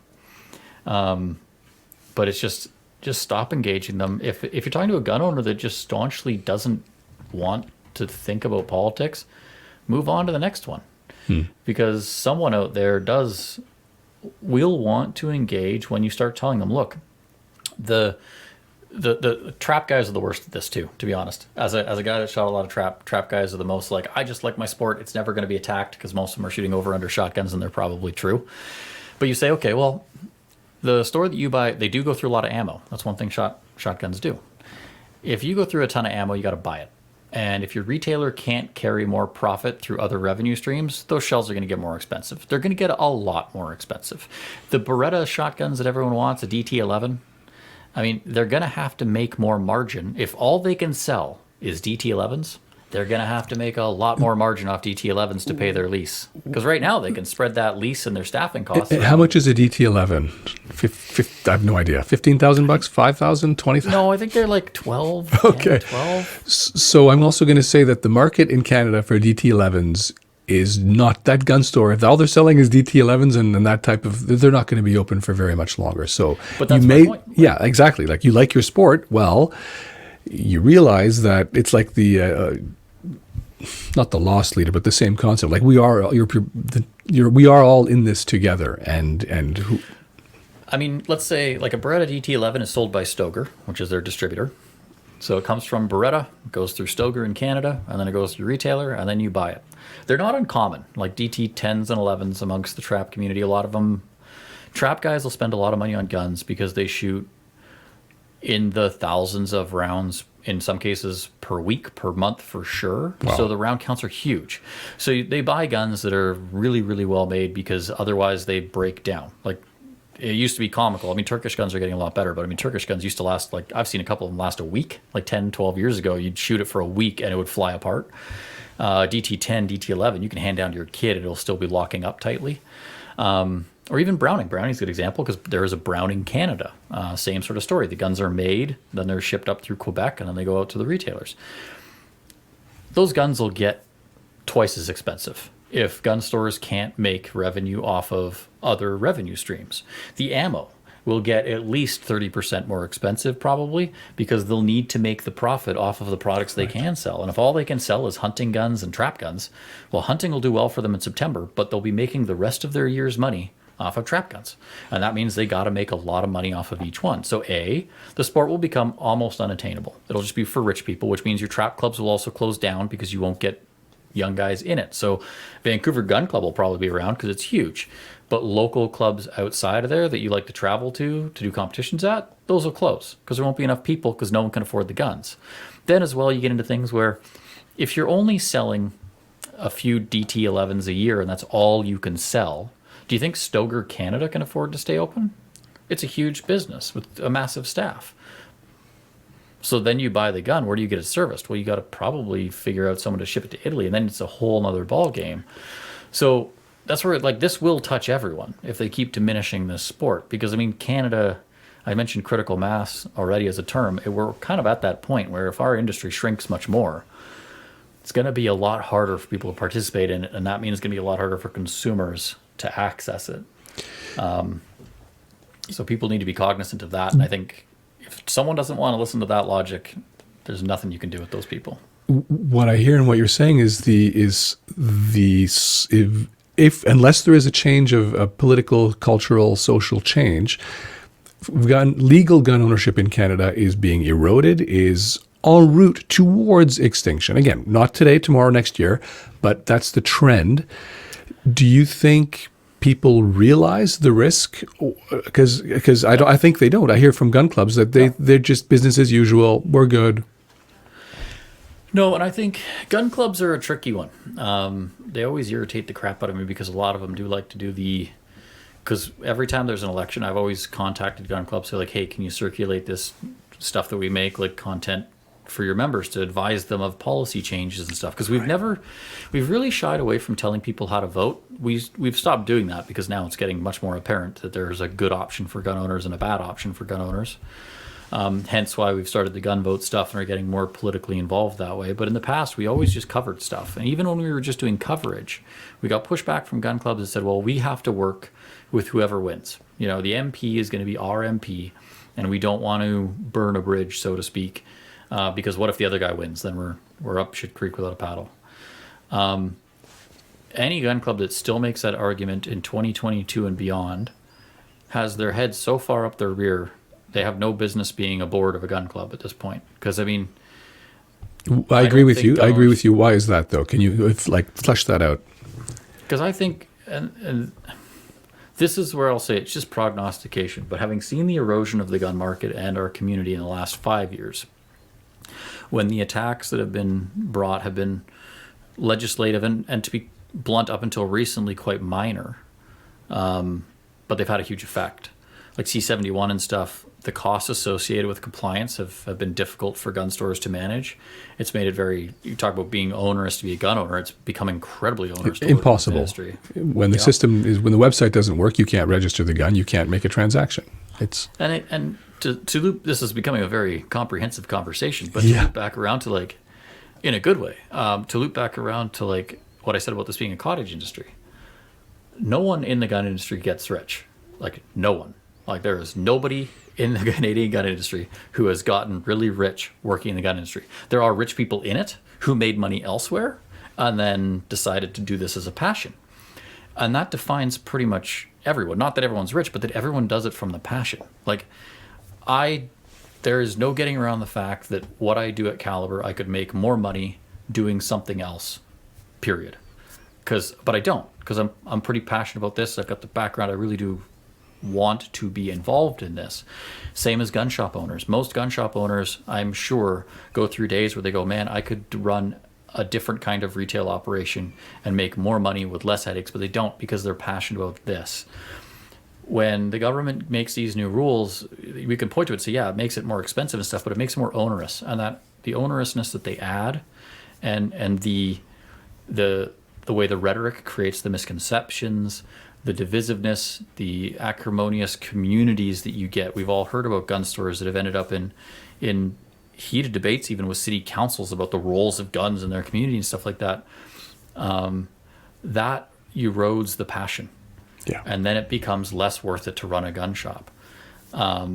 And all sorts of stories now as well. People getting out. Oh, I sold my handgun collection. Oh, I'm not renewing my PAL. It's just too much. There's and the real effect on me maybe you, I don't know, but those people, yeah, it's subscribers and lost for Gun Store. It's got clients who are lost. So there's a real effect on the community, on the culture, on if it's there's real effect. This is not theoretical.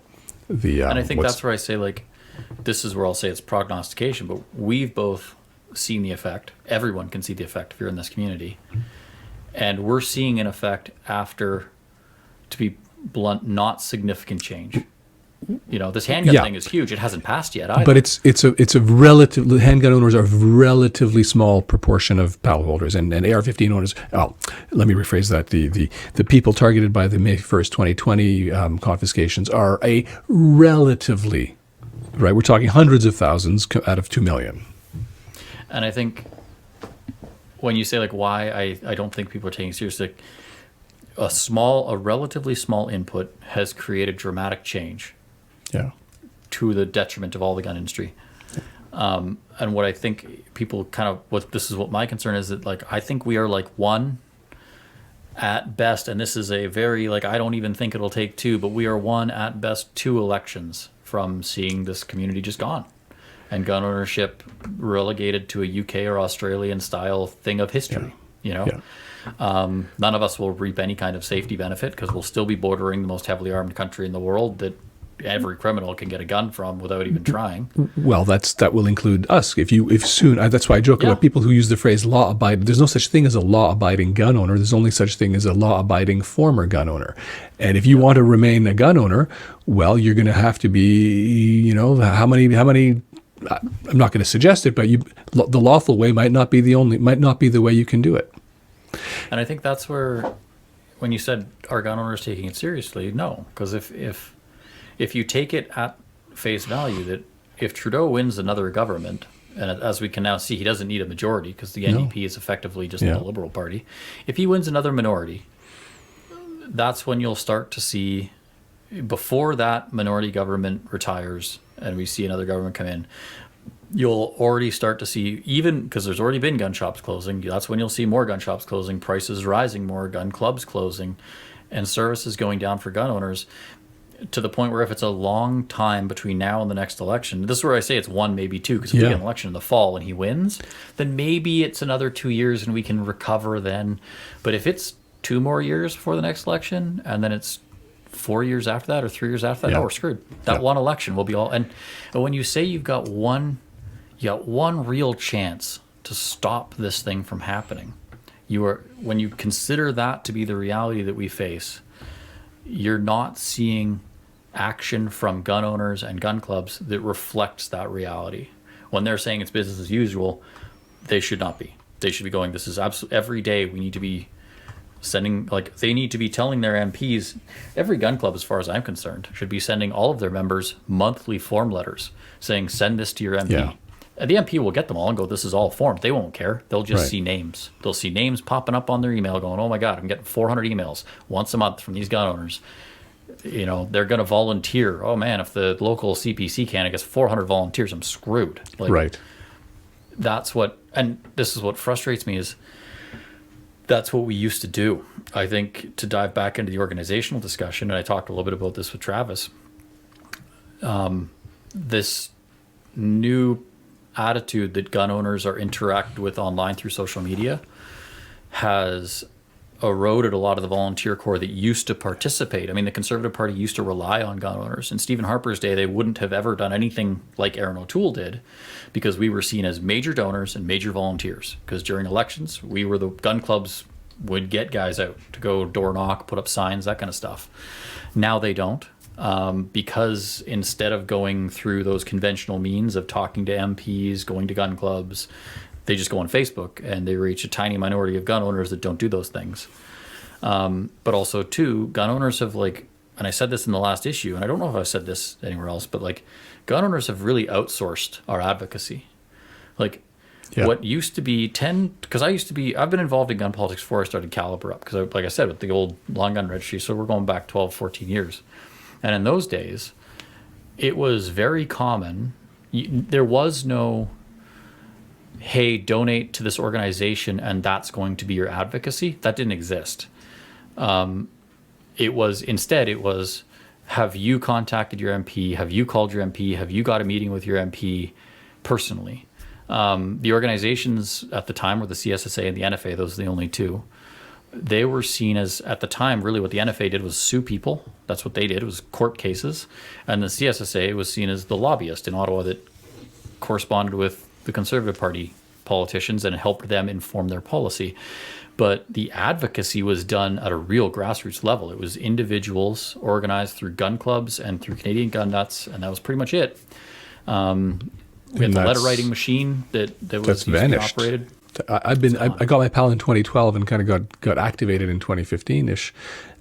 No club has ever mentioned anything about regulation or legislation. No club that ever. I'm on the mailing list of I don't know how many gun stores and gun clubs. No one has ever. Oh no, that's not true. A few have. Some of the shops do. Some of the shops do, yes. I'm going to retract that. Some of the shops are very good about, the one that comes to mind is Bullseye North, that even did a letter writing campaign a few years ago. Select Shooting Supplies is very active. I'm sure there are others. But it's rare. It's rare. To your point, it's that kind of organization and even just communication. Stop, man. Okay. Dan, let's... I think overall, I can't hear you right now, Nick. Just 1 second.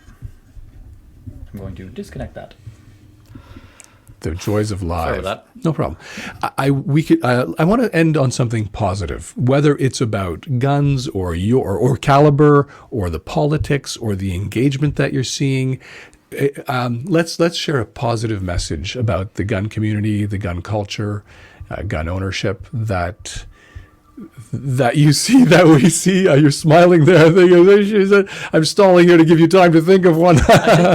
Honest, and I hate to say, I mean, I'm a very political person these days. You are. It seems so. It's what's so much of. It's such a big.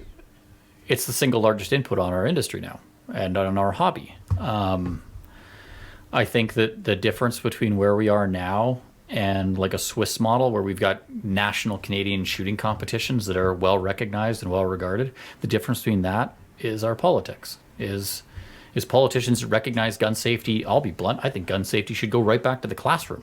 Like, we should be teaching kids. I mean, I did, when I was a kid, there was a police officer that came in and said, when you find a gun, don't touch it. That's insane. They should be going, let's go to a range. Like, some of the schools did trap shooting as part of PE. That'd be great. Yeah. You're talking about marksmanship, skills development, all that kind of stuff. Yeah. Safe handling. Yeah, take the mystique out of them and make them less of a thing that people are just an object they're afraid of. Because like you talked about cars being dangerous. I went from testing cars to testing guns. And let me tell you, cars are way more freaking complicated. And when people are like, if people think you should be able to get a license and drive a car around, but that you shouldn't be able to get a license and use a gun has one button. Like one. It's the one that makes it go. A car has like 40 billion things. You operate it doing 120 kilometers an hour, inches from other people. Like, it's insane. Yeah. But to go on to a positive thing, I Yeah. think the most positive thing I see recently, and it's hard. It's really hard because, like I said before, the co-opting of our advocacy really concerns me, and I really hope that gun owners will get behind the politics of it and start engaging themselves, because we have to. You can donate $1 billion to an organization, but they can't replicate your email. They can't send an email to your MP on your behalf. It won't, and even if they could, it won't carry the same weight because your MP knows you're a voter. So I think gun owners really got to wrap their head around the fact that they have the single most powerful tool at their disposal for free. It's writing a letter. You don't need to include a stamp. So it's way easier. You just stick it in an envelope, address it, and put it in the mail, or an email. It's way more powerful than donating. Donate if you want to. Sure, do it for sure. But don't think that you still got to do the basic work. But to that, I said the positive is I think Pierre Poilievre's election. And by that, I don't mean I think he's God's gift to politics or anything, but I do think He's the new leader of the Conservative Party. he's the new leader of the Conservative Party, but he's the first leader of the Conservative Party that I do think could effectively communicate the correct gun policy to Canadians in a manner that would make the gun policy debate a little bit less acrimonious, a bit less vitriolic, where he can deliver that like, guys, we just got to get back to the dollars and cents of it, you know? So I think there's an upside there, and I think what I'm getting at with the real positive side is not what he'll do, but what he might inspire others to do. Because I don't think, I mean, obviously gun owners had a hard time getting behind Andrew Scheer because it didn't look like he was ever going to win, to be blunt. People like to get behind a winner, and if a guy's looking like he's always down in the polls and he's always going to lose, it's really hard for people to get off the couch and go like, yeah, I'm going to go stump for this guy. It's going to be a waste of time. Aaron O'Toole had an initial groundswell of support, but then he just flip-flopped on all gun owners, and I was personally offended by that. I mean, Same. his campaign manager was the former lobbyist for the National Firearms Association. How do you lose that issue? Like, if there's one issue that should have been his and his alone to make all the hay with, that guy being in that job should have made sure that Aaron couldn't misstep if he tried. But when I see Poilievre, like I tried to cover Poilievre's local event here. I got stuck 4 kilometers away in a traffic jam, and the traffic jam was caused by people trying to go to his event. And in all my years of covering politics, from Harper and Christian, you name it, I've never seen that. Like, I wasn't involved on the Trudeau side, but it reminds me a little bit of Trudeau in 2015. And what I'm hoping is that we see Trudeau in 2015 had a tremendous level of buy-in from people. He had created a movement, and I think Poilievre has also created a completely independently of gun stuff. He seems to be creating a social movement. And I think behind that movement, gun owners will feel confident again. Because I think one thing is, like we talked about, the misconceptions people have, the stones they throw when they find you're a gun owner. It's really hard to weather those when you don't have anyone providing you with a little bit of an umbrella, you know, that goes, yeah, you know what, like, no, this is wrong. When Aaron O'Toole flip-flops says, no, this is wrong, you shouldn't have these guns, every gun owner, then you're on your own. You're out there, you know? And it's tough. It's really tough. Whereas when you've got a leader that will stand up and hopefully will, I do genuinely think, stand up and go like, no, these gun policies are wrong, that gun owners will be able to go back to what we were doing in 2012, 2015, those kinds of times, where we feel confident about interacting. Because I know gun owners, I get emails from people being like, I'm not even confident enough to email my Liberal MP because I'm worried about what they'll say. Well, that's horrifying to hear. If Canada has come to that, we're afraid to talk to politicians because of the potential repercussions. Like, you got that person that should take a hard think. And if that's already the country you live in, then something's wrong. And that's where I think, like the they'll volunteer. Hopefully, they'll volunteer for Pierre, but also too, hopefully, he gives gun owners the confidence to go like, hey, like basically, if he can stand up in the House of Commons and he can dress down Trudeau for his various ill policies, that gun owners get a little bit of that confidence to go up to their local MP and go, no, you're wrong. These policies are wrong, and you're wrong if you push them, and I will do everything I can to make sure you lose this job if you continue to push these policies. And I think like I'm hoping that's the positivity. It'll be very interesting to see for the next couple of weeks, because obviously Trudeau's going to be out of the House of Commons for 2 weeks because he's gone to the Queen's funeral, the UN, and then he's going to Japan for Shinzo Abe's funeral, so he won't even be in the House for 2 weeks, which is going to give Pierre a lot of time to we've already seen him do his internal strategy, assigning team and getting everyone in place. I think they'll spend a little bit of time while Trudeau's away figuring out what the strategy and the messaging is going to be, and then I think they're probably going to start in on what the opposition's supposed to do and holding government to account. And I really have my fingers crossed that helps gun owners take a place politically that we've not been able to take for a long time. I like that. I'll take that as a message of positivity, and I'll just to piggyback on that, or come in a sidecar. We focus a lot here on federal politics. Of course, there's also provincial and municipal politics that have a say in the gun debate. And we have a mayoral election. We're recording this on the 21st of September. There's many cities. I don't know if it's Canada-wide. Do you have a mayoral election as well? We're going through our council. I almost ran for city council this year. Yeah, I remember that. I thought you were going to be mayor. But so also it's a second kid. So. Right, so it's back to reality.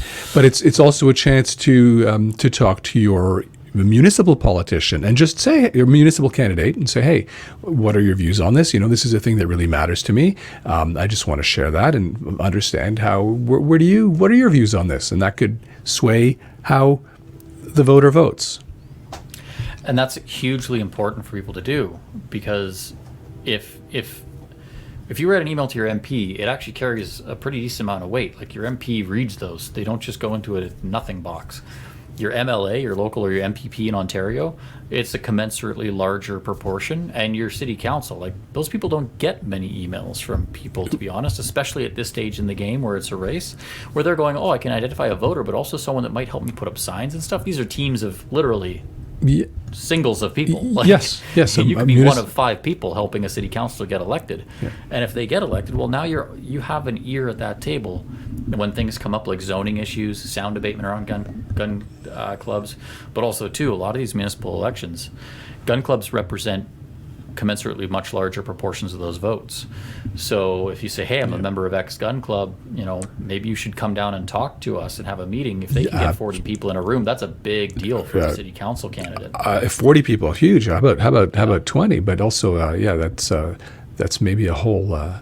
Absolutely, I'm agreeing with you. I'm just wondering. That's a whole other topic and a whole other subject that is very important. And I hope someone does someone, maybe me, does a video on that.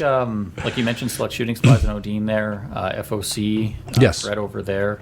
Those guys have all faced tremendous issues with city council, because when it comes to, guns are accessible at gun ranges. Just kind of generic statement, right? Like, everyone hunts with them, sure, yeah, but like for shooting, it's at a gun range, and gun ranges are controlled by city council.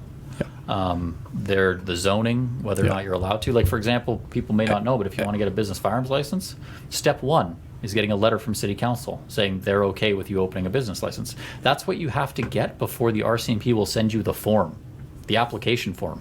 Yeah. So city councils are truly to use someone else's term, the gatekeepers of how we enjoy and where we enjoy this hobby and sport and whatnot. So don't think that these city council elections aren't important. That's a really good point. And also for individuals, there's talk, I don't know if any have done this, but there's talk of certain councils who are hostile to gun owners, putting various storage bylaws. And you can't, essentially the gist of it would be, we don't want guns in our municipality. And when you get, there's questions about legality and constitutionality and powers and so forth. Well, John Tory is... Exactly. If that's the intention of your municipality, and some municipalities are anti-gun. So I just wanted to piggyback and say, it's not only a federal question, it's also a provincial and a municipal and a very local question in terms of local politics. Absolutely. And I think they talk to one another too, right? Yes.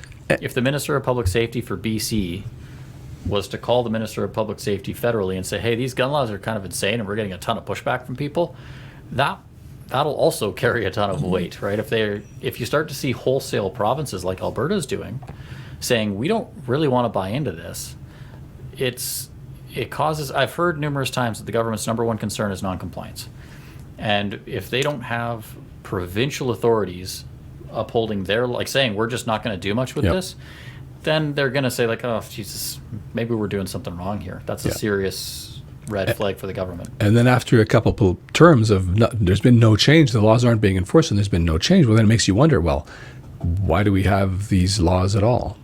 Yeah. Dan, I want to close out, but before I do, I want to ask you, is there anything that needs to be amended or that we didn't get to or that you want to say here just before we wrap it up? No, I'll just say congratulations on your new fatherhood as well. Obviously, going down this interesting new road. It's very exciting for you.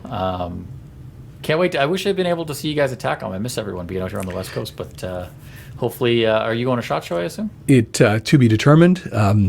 The little one, being a dad has really changed my entire activity profile and travel profile. And he's still a little guy, I hear that. and but I'm also glad to congratulations for yours and the incoming, the inbound one, Just when I thought I was getting it under control. and wishing you strong health. Thank you. And thank you for being my guest today at TheGunBlog.ca.